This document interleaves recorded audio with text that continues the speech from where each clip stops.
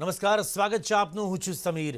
રાજ્યમાં દારૂબંધીના કાયદાને પડકારતી અરજી ઉપર હાઈકોર્ટમાં સુનાવણી અને રાજ્યના એડવોકેટ જનરલે દારૂબંધીને પડકારતી અરજી સામે પ્રાથમિક વાંધા ઉઠાવ્યા.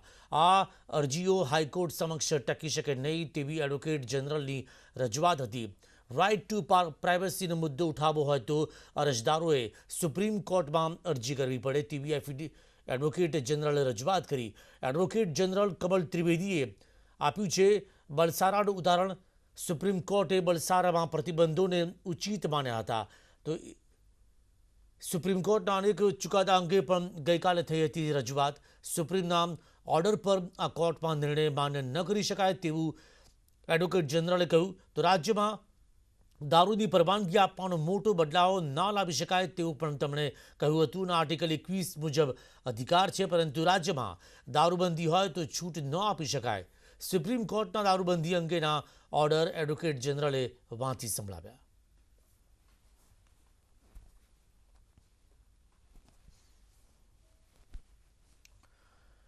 તો હવે જોઈએ કે ગુજરાતમાં દારૂબંધી પાછળના કારણો કયા કયા છે. ગુજરાત રાજ્ય એ રાષ્ટ્રપિતા મહાત્મા ગાંધીની જન્મભૂમિ છે. ગાંધીજી પણ દારૂના સખત વિરોધી હતા. મોરારજી દેસાઈ પણ દારૂબંધીના કડક હિમાયતી હતા. તો ગુજરાતની રચના બાદ દારૂબંધીનો કાયદો અમલી આવ્યો. દારૂબંધી માટે બોમ્બે પ્રોહિબિશન એક્ટ 1949 બન્યો. કાયદા સામે સુપ્રીમમાં થઈ હતી અરજી. તો વર્ષ 1951માં સુપ્રીમ કોર્ટે કાયદો યથાવત રાખ્યો. રાજ્યમાં 31,000 લોકોને હેલ્થ પરમિટના નામે મંજૂરી મળી છે અને દર વર્ષે 66,000 લોકોને કામચલાઉ મંજૂરી આપવામાં આવતી હોય છે. 2019-20ના વર્ષમાં જ 215 કરોડનો દારૂ પકડાયો અને ગુજરાતમાં એક જ દિવસમાં સરેરાશ 34 કરોડનો દારૂ પકડાયો છે. દારૂબંધીને લઈને કેન્દ્રએ રાજ્ય પર નિર્ણય છોડ્યો હતો અને રાજ્ય સરકારે પોતાની રીતે નિર્ણય કર્યો.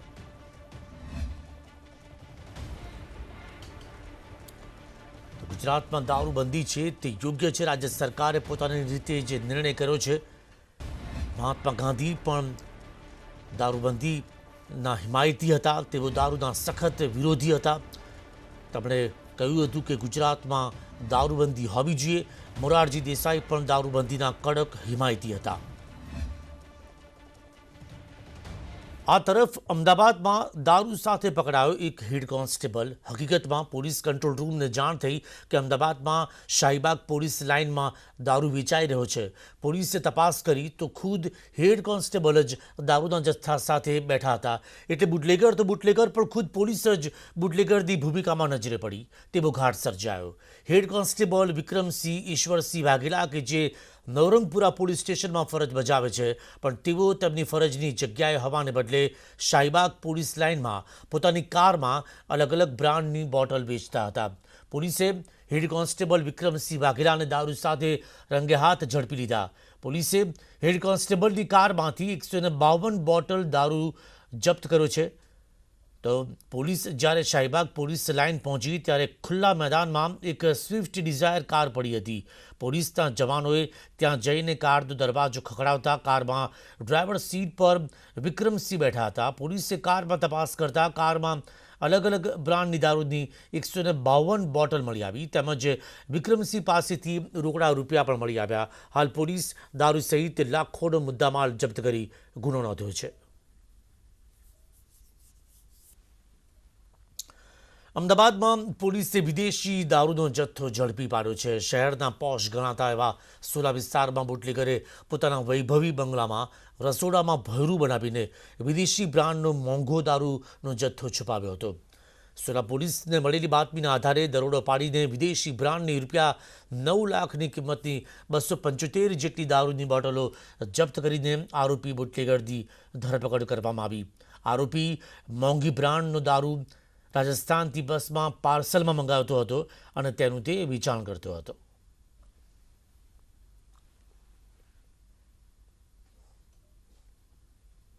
ફ્રીજની નીચે એક ભોંયરું બનાવેલું હતું. આ ભોંયરામાંથી તથા ટોયોટા કોરોલા ગાડી ઘરના પાર્કિંગમાં પાર્ક કરેલી હતી. ગાડીના ડેકીમાંથી કુલ 275 પ્રીમિયમ પ્રકારની દારૂની બોટલો મળી આવી છે. રાજ્યમાં વરસાદ લઈને હવામાન વિભાગનું અનુમાન રાજ્યમાં આજથી વરસાદનું જોર ઘટશે. રાજ્યમાં આગામી એક સપ્તાહ ભારે વરસાદની શક્યતા નથી. તો આજનો દિવસ દક્ષિણ ગુજરાતમાં છૂટો છવાયો વરસાદ આવી શકે અને આવતીકાલથી વરસાદમાં સંપૂર્ણ ઘટાડો નોંધાશે. હાલ વરસાદને લઈને કોઈ સિસ્ટમ સક્રિય નથી, તો હવામાન વિભાગ જૂન મહિનામાં સારો વરસાદ રહેશે તેવી તેમણે આગાહી કરી છે. આવતીકાલથી રાજ્યમાં વરસાદી ઝાપટા પડી શકે છે.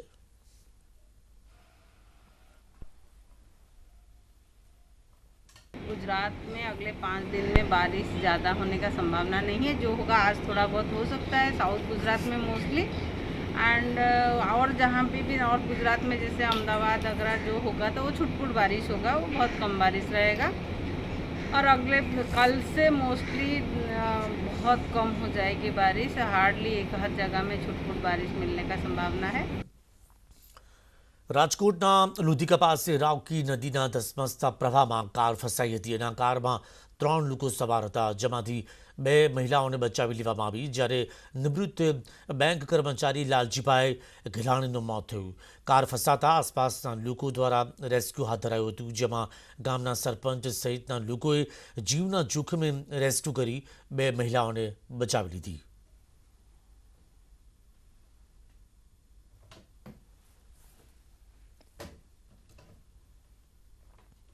અમે બધા અહીંયા ઘર કામ કરતા હતા, વરસાદ ચાલુ હતો ને એટલે અમે નીચે બેઠા જ ગાળા હેઠે. એટલે અચાનક કામથી ગાડી તણાતી આવી એટલે અમે દોડ્યા તો ગાડીમાં જણ હતા તો અમે બસાવવાની કોશિશ કરી. પછી ઉપરથી અમે નાળા મંગવી ગાયા ગાડી ફસાણી ત્યાં પૂગી ગયા.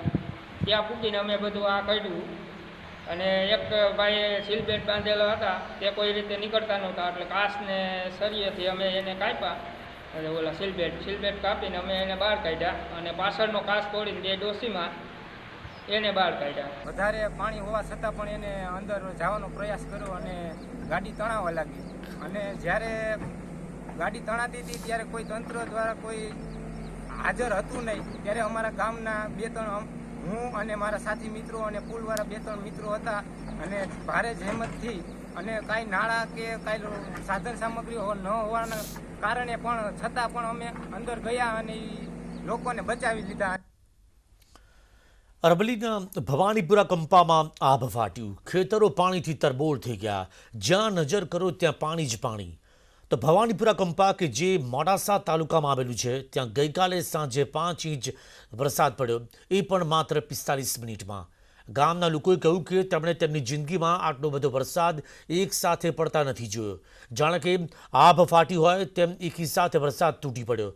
માત્ર 45 મિનિટમાં 5 ઇંચ વરસાદ પડતા ખેડૂતોના પાકને ભારે નુકસાન થયું.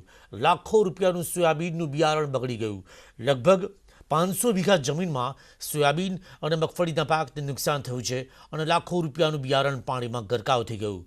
આમ તો ખેડૂતો સારા ચોમાસાની રાહ જોતા બેઠા હતા. તેમને હતું કે આ વખતે સારો પાક ઉતરશે, કમાણી સારી થશે, પરંતુ ચોમાસાની શરૂઆતમાં જ આકાશમાંથી વરસાદ નહીં પણ આફત વરસી હોય તેવો ઘાટ સર્જાયો.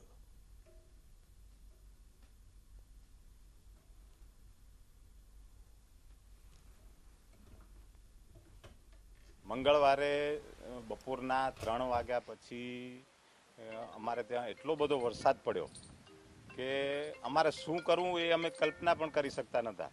કારણ કે જ્યાં જુઓ ત્યાં પાણી જ પાણી હતું, દરિયા જેવું થઈ ગયું હતું બધું. અમારે 2 દિવસથી વાવેતર કરેલું હતું એ સંપૂર્ણ 100% નિષ્ફળ ગયું છે. આકસ્મિક 3:30 વાગે એટલો બધો વરસાદ પડ્યો સાહેબ કે ન પૂછો. 45 મિનિટમાં 4 થી 5 ઇંચ વરસાદ પડ્યો અને ગામની આજુબાજુ જુઓ તો ખેતરોમાં દરિયા જેવું પાણી, ક્યાંય જવાય નહીં ગામ છોડીને બારે. અને ખેડૂતો અમે બધા સર્વે કરવા નીકળ્યા પણ ક્યાંય જવાય એવું જ નહોતું. ગઈકાલે મોડાસા તાલુકાના અંદર 42 mm જેટલો વરસાદ નોંધાયેલો છે. આપના માધ્યમથી જે જાણવા મળેલું છે કે ભવાનીપુરા કંપાના અંદર આ રીતે વધુ વરસાદ છે, તો તે બાબતે અમારા વિસ્તરણ સ્ટાફ દ્વારા એ ચકાસણી કરવામાં આવશે અને એ પ્રમાણે પછી આગળની કાર્યવાહી કરવામાં આવશે. મોડાસા તાલુકાના ભવાનીપુરા કંપા ખાતે મંગળવારે સમી સાંજે 45 મિનિટમાં 5.5 ઇંચ જેટલો વરસાદ ખાબક્યો હતો. 500 વીઘા જમીનમાં વાવેતર કરવામાં આવ્યું છે. જે વિડીયો સામે આવ્યો છે કે જેમાં દરિયા જેવો સ્થિતિ ઊભી થઈ છે, ખેતરો જળબંબાકાર થયા છે, એ તેના દ્રશ્યો છે. હાલ પાણી ઓસરી ચૂક્યા છે, પરંતુ નુકસાની ખેડૂતોને થઈ ચૂકી છે. માત્ર 45 થી 1 કલાકની અંદર ખેડૂતોએ કરેલો લાખો રૂપિયાનો ખર્ચો પાણીમાં ભળી ચૂક્યો છે. જે પ્રકારે સોયાબીનનું વાવેતર, અડદનું વાવેતર, મગફળીનું વાવેતર કરવામાં આવ્યું હતું, ત્યારબાદની સ્થિતિ એ છે કે હવે ખેતરમાં જઈ શકાય તેમ નથી. છેલ્લા 3 દિવસથી વાવેતરની શરૂઆત કરવામાં આવી હતી, પરંતુ ખેડૂતોને હવે નુકસાન થઈ ચૂક્યું છે. ખેડૂતો વળતરની માંગણી કરી રહ્યા છે કે સરકાર દ્વારા અહીં સર્વે કરવામાં આવે, કારણ કે જે આપ ફાટી એવી સ્થિતિમાં માત્ર 2 કિલોમીટર વિસ્તારમાં જ આ વરસાદ પડ્યો હતો, તેના કારણે સરકારી તંત્રની મદદ ઝડપથી આપવામાં આવે તેવી ખેડૂતો માંગણી કરી રહ્યા છે. હાર્દિક પટેલ, ન્યૂઝ 18 ગુજરાતી, અરવલ્લી. તાવતે બાદ માંડ જનજીવન થાળે પડી રહ્યું છે અને ઘણી જગ્યાએ ખેડૂતો વાવેતર પણ કરી ચૂક્યા છે, પણ હવામાન વિભાગની આગાહી મુજબ હાલમાં ભારે વરસાદની કોઈ આગાહી નથી, જેને લઈને કૃષિ વૈજ્ઞાનિકોએ ચિંતા વ્યક્ત કરી. જો સમયસર હવે વરસાદ ન થાય તો પાકમાં જીવાત લાગી શકવાની સંભાવના છે. ખાસ કરીને થીપ્સ અને તડતડિયા જીવાતનું પ્રમાણ વધી શકે છે અને કપાસ અને મગફળીને નુકસાન થઈ શકે છે.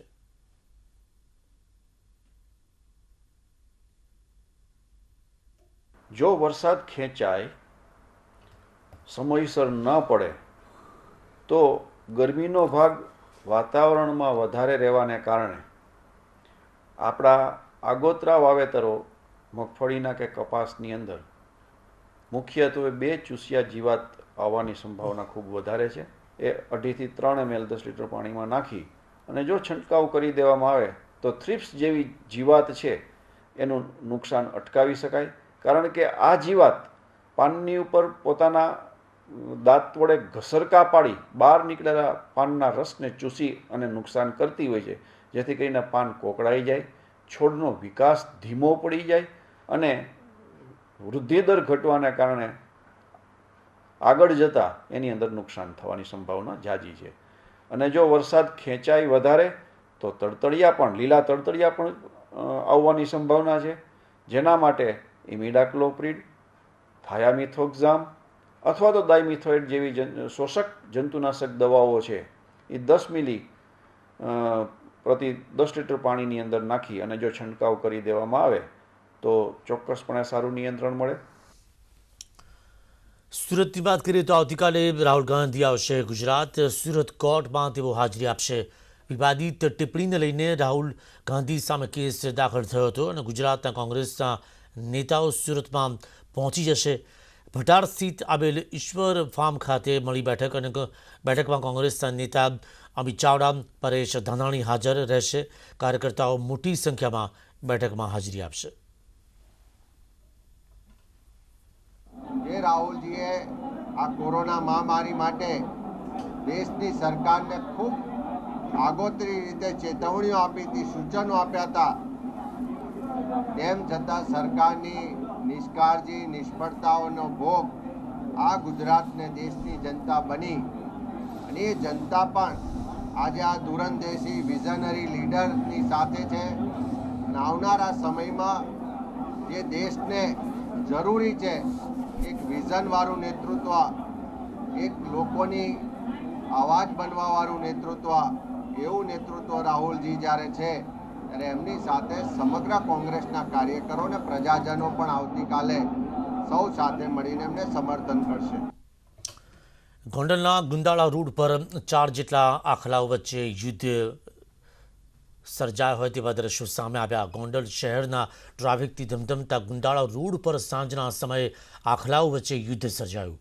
ત્યારે સાહસિક યુવાનોએ લાકડી અને પાણીના છંટકાવ કરી આખલાઓને છૂટા પાડવાનો પ્રયત્ન કર્યો હતો. આખલાઓએ રસ્તા પર ઊભેલી રિક્ષાને અડફેટ પણ લીધી હતી. રસ્તા પર આખલાઓના યુદ્ધના કારણે લોકોમાં નાસભાગ મચી ગઈ હતી અને આખલાઓ લડતા નજીકના બુક સ્ટોલમાં ઘૂસી ગયા હતા. આખલાઓએ કાઉન્ટર તેમજ બાઇકને નુકસાન પહોંચાડ્યું હતું. તો ગોંડલના ગુંદાળા રોડ પર 4 જેટલા આખલાઓ વચ્ચે યુદ્ધ સર્જાયું હતું અને તે દ્રશ્યો એ મોબાઈલમાં કેદ થયું છે, મોબાઈલના કેમેરામાં. તો થોડી વાર માટે જાણે કે આખલાઓ વચ્ચે ઘમાસાણ યુદ્ધ સર્જાયું હોય તે પ્રકારના દ્રશ્યો એ ગોંડલ શહેરના ગુંદાળા રોડ પર સામે આવ્યા. મળતી માહિતી મુજબ ગોંડલ શહેરના ટ્રાફિકથી ધમધમતા એવા ગુંદાળા રોડ પર સાંજના સમયે 4 જેટલા આખલાઓ વચ્ચે તમાશા યુદ્ધ સર્જાયું હોય તે પ્રકારના દ્રશ્યો સામે આવ્યા અને આ સમયે કેટલાક સાહસિક યુવાનોએ લાકડી અને પાણીનો છંટકાવ કરી આખલાઓને શાંત પાડવાનો પ્રયત્ન કર્યો હતો. તેમનામાં જે ગુસ્સો હતો તે પાણીથી છંટકાવ કરીને શાંત પાડવાનો પ્રયત્ન કરવામાં આવ્યો હતો, પરંતુ આક્રોશમાં આવેલા આખલાઓ એકબીજા સામે જાણે કે યુદ્ધ લડવા માટે તૈયાર હોય તેમ ભર બજારમાં વાહનોની અવરજવર વચ્ચે તેઓ એકબીજાને માત આપવા માટે તૈયાર હોય તેમ આમથી તેમ તેઓ ફરતા હતા. લોકો પોતાનો જીવ બચાવવા માટે આમ તેમ દોડવા લાગ્યા હતા અને ત્યારે જોવા મળ્યું કે કેટલીક રિક્ષાઓને ત્યાં અડફેટમાં લીધી હતી, વાહનોને પણ નુકસાન પહોંચાડ્યું હતું અને તેઓ બુક સ્ટોલમાં લડતા લડતા અંદર પહોંચી જતા કાઉન્ટરને પણ નુકસાન થયું. Welcome back. દેશમાં સોના ચાંદીના ઘરેણાંને લઈને રાજકોટનો વિશ્વમાં ડંકો વાગે છે અને રાજકોટની સોની બજાર ફરી વિશ્વ ફલક પર ચળકાટ કરશે. હોમમેડ કારીગરી માટે હબ ગણાતા રાજકોટમાં દેશનું પ્રથમ કોમન ફેસિલિટી સેન્ટર શરૂ કરવામાં આવ્યું, જે ફ્યુઝન આભૂષણોમાં રાજકોટને વિશ્વ કક્ષાએ નવી ઓળખ અપાવશે.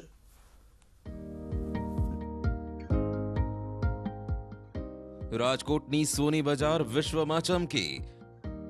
સોનાના દાગીના માટે કોમન ફેસિલિટી સેન્ટર. ઓછા ખર્ચે એક્સક્લુઝિવ ડિઝાઇન ઘર આંગણે. રાજકોટ જ્વેલરી મેન્યુફેક્ચરિંગનું હબ ગણાય છે, જ્યાં ફ્યુઝન જ્વેલરી એટલે મશીન અને હાથની બનાવટની જ્વેલરી બનશે. કોમન ફેસિલિટી સેન્ટરમાં કરોડો રૂપિયાની ડિઝાઇન બનાવવાની મશીનરી મૂકવામાં આવી છે, જે તુર્કી, જર્મની અને ઇટાલીથી મંગાવવામાં આવી છે, જેની મદદથી હવે ઘરેણાં બનશે. લાઇટ વેઇટ જ્વેલરોની ડિઝાઇન હવે વધુ લાઇટ બનશે. રાજકોટમાં 15,000થી વધુ એકમો છે જે જોબ વર્કનું કાર્ય કરે છે.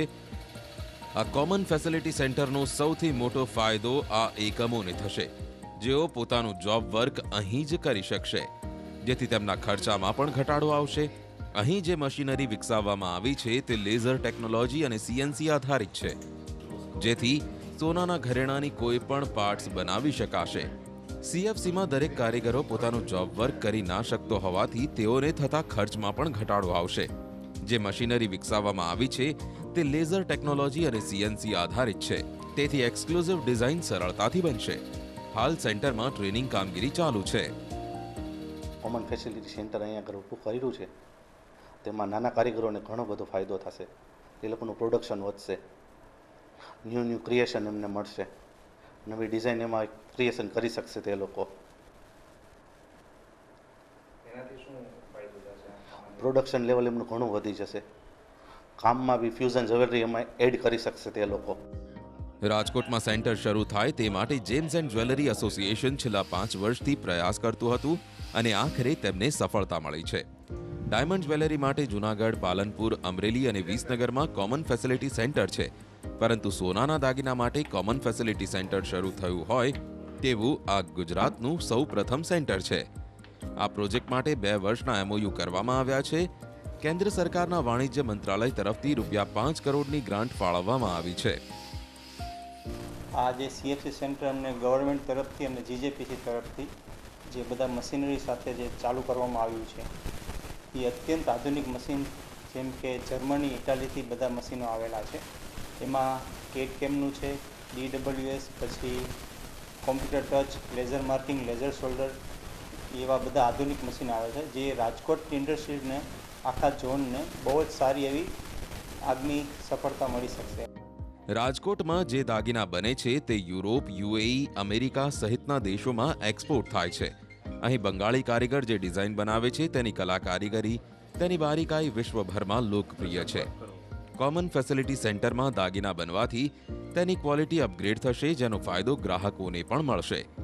રાજકોટમાં દર વર્ષે 150 ton handmade plain gold jewellery બને છે, જેની ભારતભરમાં માંગ રહે છે. હરીન માત્રાવાડિયા, ન્યૂઝ 18 ગુજરાતી, રાજકોટ. કોરોનામાં ફ્રન્ટલાઇન વોરિયર્સ તરીકે ફરજ બજાવી રહી છે પોલીસ. જે લોકોમાં વેક્સિનને લઈને ડર છે અથવા તો ગેરસમજ છે, તેમનો ડર અને ગેરસમજ દૂર કરવાનું બીડું પણ પોલીસે ઉપાડ્યું છે. અમદાવાદમાં કોટ વિસ્તારમાં પોલીસે સ્વામિનારાયણ મંદિર બાદ હવે મસ્જિદમાં વેક્સિનેશન કેમ્પ શરૂ કર્યો. પોલીસનું રસીકરણ અભિયાન. 1 અઠવાડિયામાં 10,000 લોકોને રસી.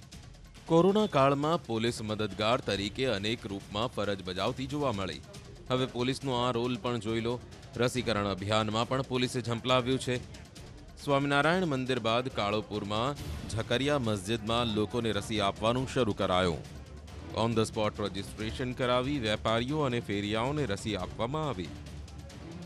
કોરોનાની ત્રીજી લહેરની આગાહી થઈ રહી છે, તેમ છતાં અનેક ફેરિયાઓ વેપારીઓ રસી લેતા ડરતા હતા. માટે આ લોકોનો ડર દૂર કરી તેમના માટે પોલીસે વેક્સિનેશન કેમ્પનું આયોજન કર્યું. અત્રે વેક્સિનેશન કેમ્પમાં હાજર લોકો તેમજ મીડિયાના માધ્યમથી લોકોને એ જ અપીલ છે કે વેક્સિનથી કોઈ પણ પ્રકારની સાઇડ ઇફેક્ટ થતી નથી. અમે ડૉક્ટરો તેમજ પોલીસ અધિકારીઓએ પણ આજથી 2-3 મહિના પહેલાં વેક્સિનના કમ્પ્લીટ 2 ડોઝ લઈ લીધેલા છે. હાલ સુધી એવી કોઈ સાઇડ ઇફેક્ટ જોવા મળી નથી. એટલે જે સોશિયલ મીડિયા મારફતે ખોટા મેસેજ મળી રહ્યા છે કે વેક્સિન લેવાથી મતલબ કોઈ સાઇડ ઇફેક્ટ થઈ રહી છે, નુકસાન થઈ રહ્યું છે, તો એવી કોઈ પણ પ્રકારનું નુકસાન નથી થઈ રહ્યું. ચર્ચા એવી પણ હતી કે અમુક લોકો સોશિયલ મીડિયામાં રસીને લઈ ભ્રામક મેસેજોને લઈ રસી લેવાનું ટાળતા હતા. પણ પોલીસે આ તમામ લોકોને સમજ આપી કે રસી લેવાથી કોઈ આડઅસર નથી થતી. રસી કોરોના સામે રક્ષણ આપે છે તે વાત તેમના ગળે ઉતરી, જેનું પરિણામ તે આવ્યું કે લોકો રસી લેવા આગળ આવ્યા. वैक्सीन लेने से कुछ भी होता नहीं है, बल्कि अपनी बीमारी के लिए डिफेंस हो जाता है, फ़ायदा होता है. फ़ायदा ये है कि अपन को ये जो अभी जो वबा फैली है उसके अंदर ये वैक्सीन लेने से अपनी हिफाजत होती है. जो नुकसान होता है लंग्स में अंदर किडनी में, वो अपनी हिफाजत होती है. वैक्सीन लेने से कुछ भी नुकसान नहीं है, बल्कि फ़ायदा है कि वो उसका वबा का असर होता नहीं है. वैक्सीन लेना बहुत अच्छी चीज़ है. और हमारे कालूपुर में जो हमारे मौला साहब हैं, हमारे पुलिसकर्मी हैं, वो इतना सहयोग करते हैं. फ्री में आपका पूरा इंतजाम आप देख सकते हो कि सबके लिए पूरी तरीके से इंतजाम भी करा हुआ है. पुलिस प्रशासन के लोग भी यहाँ खड़े हुए हैं और सबको वैक्सीन फ्री में दे रहे हैं और इसकी योजना भी कर रहे हैं, तो सबको लेनी चाहिए. कोट विस्ताરમાં ખાડિયા, હવેલી, કારંજ વિસ્તાર બાદ કાલુપુરમાં પોલીસને રસીકરણ કેમ્પના આયોજનને લઈ સફળતા મળી. હવે પોલીસનું શહપુર સહિતના બાકીના કોટ વિસ્તારમાં રસીકરણ કેમ્પનું આયોજન છે. હરમેશ સુખડિયા, ન્યૂઝ 18 ગુજરાતી, અમદાવાદ. મુસીબત માણસને એક થવાની શીખ આપે છે, કારણ કે એક થઈને જ મુસીબતનો સામનો વધુ સારી રીતે કરી શકાય છે. કોરોના જેવી મહામારીથી બચવાનો આ એક જ ઉપાય છે.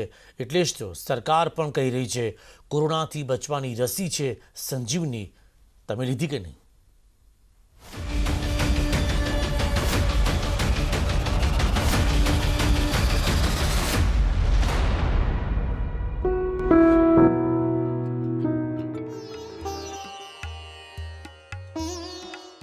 जहां ना पहुंचे रवि वहां पहुंचे कवि.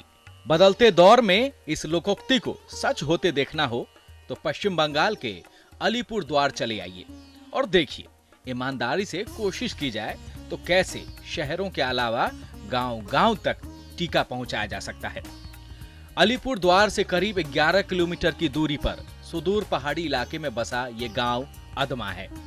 यहाँ पहुंचने के दौरान ही जंगल और पहाड़ियों की पगडंडियों से गुजरते हुए आपको इस बात का एहसास हो जाएगा कि आखिर भूटान की सीमा से लगे इस गांव तक पहुंचना क्यों इतना कठिन है. बावजूद इसके कोरोना के खिलाफ जंग में देश की जीत सुनिश्चित करने के लिए अलीपुर द्वार के डीएम सुरेंद्र कुमार मीणा दल बदल के साथ यहाँ पहुंचे और लोगों का टीकाकरण किया. और जेतु 45 से ऊपर लोग जिनके लिए ऑलरेडी हम वैक्सीनेशन द्वारा दे रहे थे, तो इन लोगों को, इस एज ग्रुप के लोगों को नीचे नहीं जाना पड़े सब सेंटर, क्योंकि यहाँ से बहुत दूर है.